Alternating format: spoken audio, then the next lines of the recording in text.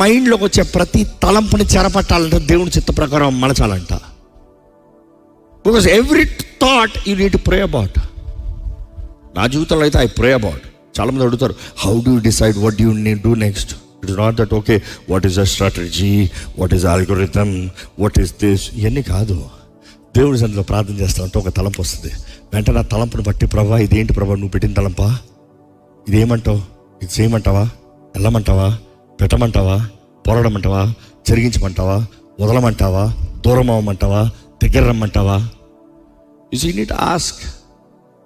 నువ్వు ఎప్పుడైతే అడుగుతావో దేవుడు ఆర్కెస్ట్రేట్ చేస్తాను చూస్తావు.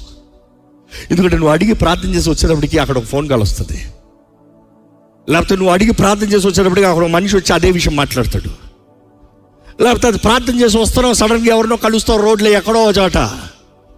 Things will fall into place, things will come together. Step by step, step by step, step by step orchestrate అవుతుంది చూస్తాం. You would know it is God. Divine help, divine help.